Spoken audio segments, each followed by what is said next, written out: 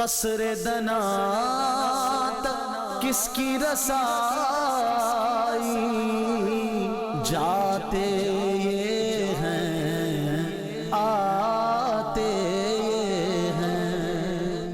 صبح معراج، رات گزرنے کے بعد صبح کے وقت جب نبی پاک نے مکہ کے لوگوں کے سامنے یہ ریویل کیا، یہ اعلان کیا کہ میں رات کے تھوڑے حصے میں مکہ پاک سے مسجد اقصیٰ، اس کے بعد آسمانوں کی سیر کر کے، جنت کے طبقات کو ملاحظہ کر کے، جہنم کے طبقات کو ملاحظہ کر کے، رب کی بارگاہ میں حاضر ہو کر انبیاء سے ملاقات کر کے رب سے کلام کر کے آیا ہوں، تو کچھ لوگ تو اس صبح بھی بڑے خوش ہوئے، ایسے خوش ہوئے، نبی پاک کی باتوں کی تصدیق کی۔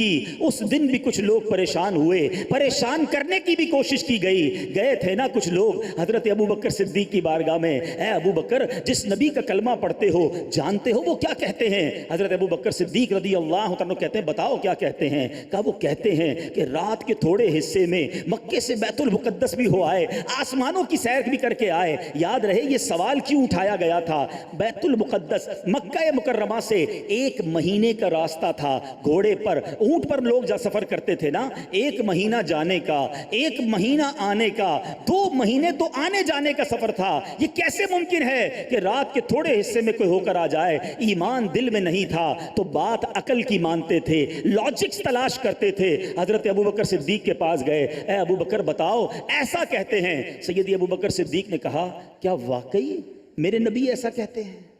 ہو سکتا ہے اس وقت سوال کرنے والوں کے ذہنوں میں خیال آیا ہو کہ لگتا ہے کچھ ہیزیٹیشن ہے، کوئی تذبذب ہے، کہ ہاں ایسا ہی کہتے ہیں۔ اللہ اکبر، صدیق اکبر کا عقیدہ اور ایمان دیکھو، کہتے میرے آقا کہتے ہیں تو سچ کہتے ہیں، آقا نے فرمایا ہے تو سچ فرمایا ہے۔ کتابوں میں لکھا اس دن سے حضرت ابوبکر کا لقب صدیق پڑ گیا۔ انہوں نے کوسچن کرنے والوں نے دوبارہ سوال کیا، اے ابوبکر کیسے تصدیق کرتے ہو رات کے تھوڑے حصے میں اتنا بڑا سفر؟ سبحان اللہ، صدیق اکبر کا جواب سنو، بہت سارے مسکنسیپشن، بہت ساری غلط فہمیاں ختم ہو جائیں گی۔ جو بات بات پر لاجک تلاش کرتے ہیں، سوال کرتے ہیں کہ بتاؤ یہ کیسے ممکن ہے، صدیق اکبر نے رہتی دنیا کے لیے کانسیپٹ کلیئر کر دیا، ذہنوں کو گویا کلیئر کر دیا۔